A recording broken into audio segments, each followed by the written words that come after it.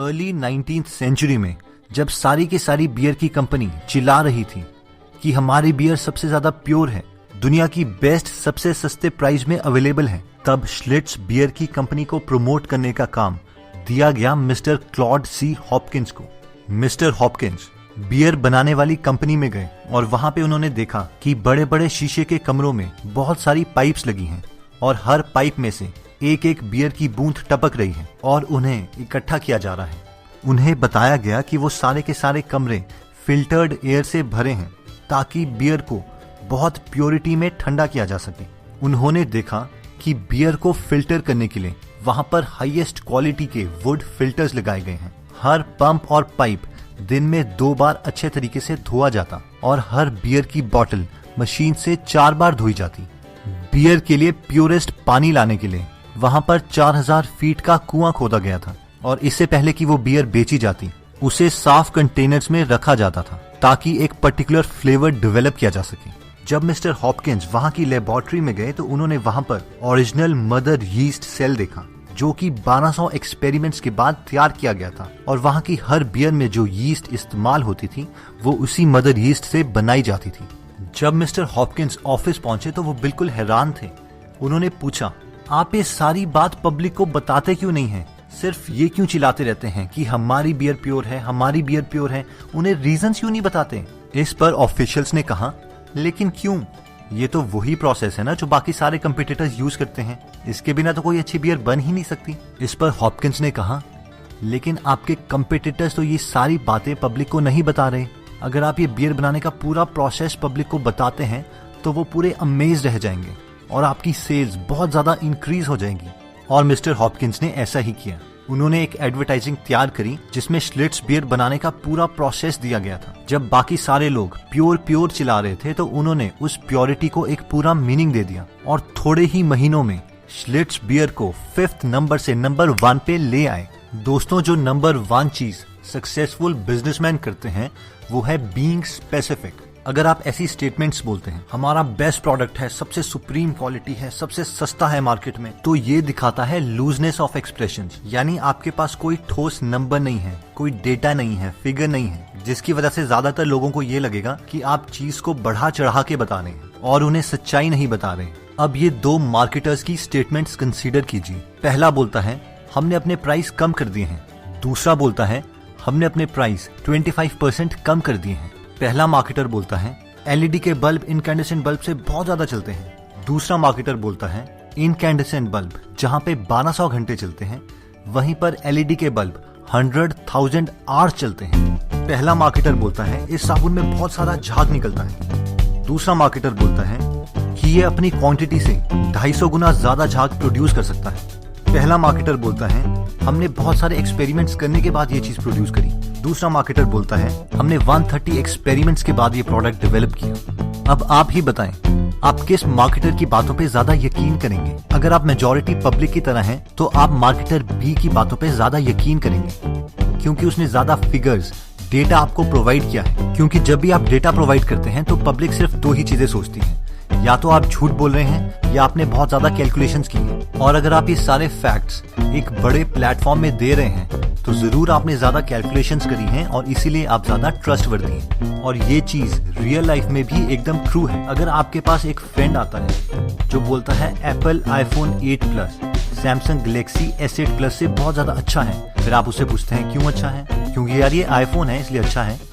ये कोई एक स्पेसिफिक रीजन नहीं हुआ और शायद आप इनकी बात पे उतना विश्वास भी ना करें। लेकिन अगर आपके पास एक दूसरा फ्रेंड आता है, वो बोलता है कि सैमसंग गैलेक्सी S8 प्लस में ऑक्टा कोर प्रोसेसर है जबकि आईफोन 8 में हेक्सा कोर है। गैलेक्सी S8 की battery capacity 3500 milli ampere hour है जबकि आईफोन 8 की 2675 मिली एम्पियर आवर है। गैलेक्सी S8 में 4GB रैम है जबकि आईफोन 8 प्लस में 3GB रैम है। इसलिए मुझे लगता है कि शायद सैमसंग गैलेक्सी S8 प्लस ज्यादा बेटर ऑप्शन है। तो आप इसकी बात पे ज्यादा यकीन करेंगे क्योंकि उसके पास फैक्ट्स हैं, डेटा है, इसलिए ये ज्यादा ट्रस्टवर्दी है। सेकंड सबसे इंपॉर्टेंट कॉन्सेप्ट आता है offer service, not a product. मेरा प्रोडक्ट खरीदो, मैं दुनिया में सबसे बेटर हूँ। लेकिन सच्चाई ये है कि हर कोई अपना सेल्फ इंटरेस्ट देखता है, आप भी और आपका कस्टमर भी। एक रियल बिजनेसमैन कभी भी अपने प्रोडक्ट के बारे में बात नहीं करेगा, वो हमेशा कस्टमर की साइड से बात करता है। उस कस्टमर को उसके प्रोडक्ट से क्या फायदे मिल सकते हैं, हमेशा उसके बारे में बात करता है। कई बार तो वो अपने प्रोडक्ट का प्राइस भी नहीं बताता। ज्यादातर केसेस में स्टार्टिंग में वो अपने प्रोडक्ट को फ्री में अपने कस्टमर को दे देता है ताकि वो उनके फायदों को समझ सके और उस प्रोडक्ट के फायदे अपने कस्टमर को बताता है, जिसकी वजह से कस्टमर का नेचुरल नेक्स्ट स्टेप उस प्रोडक्ट को खरीदना बन जाता है। एक बहुत ही सक्सेसफुल ब्रश सेल्समैन अपनी सक्सेस का सीक्रेट बताते हैं कि वो हमेशा घर जाते हैं और हाउसवाइफ्स को बोलते हैं कि यहाँ पर मैं आपको एक फ्री सैंपल देने आया हूँ, तो आप अपने पसंद का कोई भी ब्रश चूज कर सकती हैं। इससे उस सेल्समैन को हाउसवाइफ्स की अटेंशन मिल जाती है। अब जैसे ही हाउसवाइफ एक ब्रश उठाती है तो वहां पे बहुत सारे कलर्स अवेलेबल हैं जो उसे पसंद आ जाते हैं और फाइनली उस सेल्समैन को ऑर्डर्स मिल जाते हैं। वैसे ही एक और केस में पहला मार्केटर बोलता है, आप इस मोटर को ले जाइए, अगर एक हफ्ते के बाद आपको पसंद नहीं आया तो आप अपने पैसे वापस ले सकते हैं। लेकिन दूसरा सेल्समैन बोलता है, आप इस मोटर को एक हफ्ते के लिए इस्तेमाल कर लीजिए, मैं एक हफ्ते के बाद आऊंगा, अगर आपको ये पसंद आएगा तभी मुझे पैसे देना। और ऑब्वियसली वो सेकंड सेल्समैन उस मार्केट को डोमिनेट कर देता है। आप इस स्ट्रेटेजी को जियो की सर्विस के साथ कंपेयर कर सकते हैं, जहां पर जियो ने स्टार्टिंग में सबको फ्री सिम दिए और फ्री इंटरनेट डेटा अवेलेबल करवाया, और कुछ महीने के बाद जब लोगों को उनकी सर्विस पसंद आ गई तो जियो को बहुत सारे पेड कस्टमर्स मिल गए और फाइनली जियो ने सारी मार्केट को डोमिनेट कर दिया।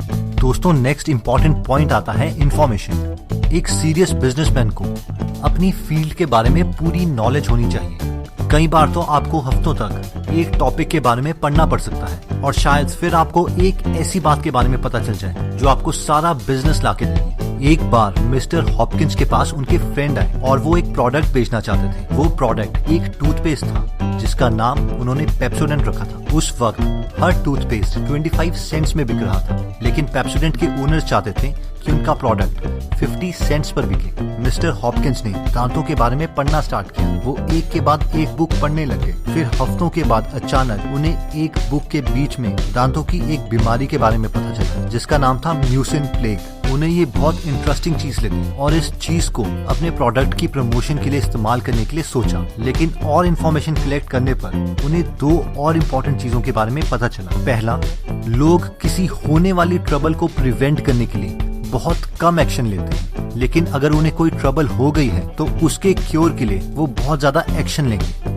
और दूसरा, लोग ज्यादा सक्सेसफुल, ज्यादा हैप्पीनेस, ज्यादा खूबसूरत दिखने में ज्यादा एक्शन लेते हैं। अब इन तीनों इन्फॉर्मेशन को मिलके मिस्टर हॉपकिंस ने एक एडवर्टाइजमेंट डिजाइन की। पूरे एडवर्टाइजिंग कैंपेन में मिस्टर हॉपकिंस ने ब्यूटी को मेन ऑब्जेक्टिव रखा। हर जगह खूबसूरत लोग खूबसूरत दांतों के साथ नजर आए। किसी भी नेगेटिव इन्फॉर्मेशन को प्रमोट नहीं किया गया था। एक नेगेटिव चीज जो मिस्टर हॉपकिंस को अपनी रिसर्च के दौरान पता चली थी वो थी म्यूसिन प्लेग, लेकिन इसे भी एक पॉजिटिव पॉइंट में कन्वर्ट कर दिया गया। मिस्टर हॉपकिंस ने इसे फिल्म का नाम दिया। ये फिल्म हमारे दांतों पर होती है और जब भी हम जीभ से अपने दांतों को छूते हैं तो हम इस फिल्म को महसूस कर सकते हैं। और उन्होंने अपने कस्टमर्स को कन्विंस कर दिया था कि जब भी वो पेप्सोडेंट यूज करेंगे वो इस फिल्म को साफ कर सकते हैं और एक खूबसूरत दांत पा सकते हैं। इसकी मदद से मिस्टर हॉपकिंस ने एक बहुत ही पावरफुल हैबिट लूप बनाया। एक हैबिट लूप में 3 पार्ट्स होते हैं। क्यू, कोई ऐसी चीज जो आपको प्रोडक्ट यूज करने के लिए मजबूर करती है। सेकंड, एक्शन, उस क्यू की वजह से आप कोई एक्शन लेते हैं यानी कोई काम करते हैं। और फाइनली रिवॉर्ड, जिसकी वजह से आपको रिवॉर्ड मिलता है। तो इस कैंपेन में क्यू था हमारे दांतों पे फिल्म। जब भी कोई इंसान जीभ से अपने दांत टच करेगा तो उसे उस फिल्म की याद आएगी जिससे वो एक्शन लेगा, और वो एक्शन है पेप्सोडेंट टूथपेस्ट यूज करना। और फाइनली रिवॉर्ड, वो रिवॉर्ड था खूबसूरत दांत। इस सेम कैंपेन को 17 भाषाओं में 52 देशों में दिखाया गया और कुछ ही सालों में पेप्सोडेंट एक नंबर 1 टूथपेस्ट बन गया। और ये वही प्रोडक्ट है जिसे कुछ साल पहले सिर्फ 2 लोग जानते थे, मिस्टर हॉपकिंस और पेप्सोडेंट के ओनर्स। दोस्तों, जब भी आप कोई एडवर्टाइजमेंट देखते हैं या कोई बोर्ड देखते हैं तो उसमें बहुत सिंपल मैसेज लिखा हो सकता है और एक लेमैन को लग सकता है कि ये क्या है, इससे अच्छा मैसेज तो मैं लिख देता।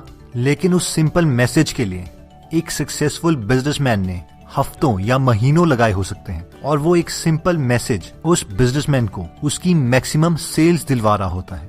दोस्तों, एक एवरेज बिजनेस में और एक बहुत ही सक्सेसफुल बिजनेस में जो सबसे बड़ा फर्क है वो है स्केलिंग का। अगर हम अपने एरिया के बर्गर वाले को मैकडोनल्ड्स के साथ कंपेयर करें तो उसमें एक फर्क है स्केलिंग का। एक लोकल बिजनेसमैन 100 या 200 लोगों को बर्गर खिला रहा है, लेकिन मैकडॉनल्ड्स पूरी दुनिया को बर्गर खिला रहा है। वैसे ही अगर एक KFC को नॉर्मल बिजनेसमैन के साथ कंपेयर करें तो एक नॉर्मल बिजनेसमैन सिर्फ थोड़े लोगों को चिकन खिला रहा है, लेकिन KFC पूरी दुनिया को चिकन खिला रहा है। तो अगर हमें भी अपने बिजनेस को सक्सेसफुल बनाना है तो हमें स्केलिंग करनी ही पड़ेगी, और ये स्केलिंग होती है एडवर्टाइजमेंट से। लेकिन एक एडवर्टाइजमेंट आपकी लाइफ की सबसे बड़ी मिस्टेक भी हो सकती है और सबसे बड़ी अपॉर्चुनिटी भी। तो अगर हमें इसे अपॉर्चुनिटी में कन्वर्ट करना है तो हमें टेस्ट कैंपेन्स करने पड़ेंगे। अब टेस्ट कैंपेन्स इंपॉर्टेंट क्यों हैं, इसके लिए हम एक एग्जांपल ले लेते हैं। मान लीजिए 2 प्रोडक्ट्स हैं, प्रोडक्ट A और प्रोडक्ट B। प्रोडक्ट A 99% लोगों को पसंद है, लेकिन प्रोडक्ट B सिर्फ 1% लोगों को पसंद है। बट अनफॉर्चुनेटली आप उस 1% में आते हैं। आपका बिलीफ सिस्टम इतना स्ट्रांग है कि आप सोचते हैं कि प्रोडक्ट B ही है जो सारे लोगों को पसंद आ रहा है, और प्रोडक्ट B पे आप सारा पैसा लगा देते हैं, और ऑब्वियसली वो फेल हो जाएगा। और अब आप बोलेंगे यार जहां पे भी मैं हाथ लगाता हूं सब कुछ फेल हो जाता है, मेरी किस्मत ही नहीं है। लेकिन अगर लकीली आप प्रोडक्ट A पे पैसा लगा देते तो आप सक्सेसफुल हो जाते और आप बोलते हाँ मैं तो बहुत सक्सेसफुल हूँ। लेकिन ये काम ऐसे नहीं करता है। हमें जानने के लिए कि मास पॉपुलेशन क्या चाहती है, उसके लिए हमें टेस्ट कैंपेन्स करने पड़ते हैं। इन टेस्ट कैंपेन्स को ऑनलाइन वर्ल्ड में A/B स्प्लिटिंग भी कहा जाता है। यानी पहले आप एक एडवर्टाइजमेंट 1000-2000 लोगों को दिखाएंगे और उसके रिजल्ट्स ट्रेस करेंगे, और फिर दूसरी एडवर्टाइजमेंट नेक्स्ट 1000 लोगों को दिखाएंगे और उसके रिजल्ट ट्रेस करेंगे। फाइनली उन दोनों को कंपेयर करेंगे, और जो एडवर्टाइजमेंट ज्यादा काम कर रही है अब बाकी पैसे उस पे लगाएंगे। इससे आपको इन्फॉर्मेशन भी मिलती है कि टोटल क्राउड क्या चाहता है, कॉस्ट पर कस्टमर कितनी है, जिनको ट्रेस करके आप अपने प्रोडक्ट को इम्प्रूव कर सकते हैं, और उसी तरीके से आप अपना प्राइस भी डिसाइड कर सकते हैं। दोस्तों, मैंने ये सारी बातें आपको क्लॉड C. हॉपकिंस की book my life in advertising और उनकी सेकंड बुक साइंटिफिक एडवर्टाइजिंग से बताई है। तो अगर आपको ये दोनों बुक एक ही पैकेज में चाहिए तो डिस्क्रिप्शन में दिए हुए लिंक पे जाके आप ये बुक खरीद सकते हैं। दोस्तों, कमेंट सेक्शन में आप बता सकते हैं कि आप नेक्स्ट वीडियो किस टॉपिक पर चाहते हैं, ताकि हमें भी फीडबैक मिले और उसी टॉपिक्स को हम कवर करें। इस चैनल को जरूर सब्सक्राइब कर लीजिए और बेल का बटन दबा दीजिए, ताकि आप ऐसी नॉलेजेबल वीडियोस कभी मिस ना करें। और इस वीडियो को लाइक जरूर कीजिएगा ताकि हमारा कॉन्फिडेंस बढ़े। और अगर आपके साथ कोई इंसान है जो आपको लगता है कि आपका बिजनेस पार्टनर बन सकता है, या कोई फैमिली मेंबर है जो बिजनेस में इंटरेस्टेड है, तो उनके साथ ये वीडियो जरूर शेयर कीजिए।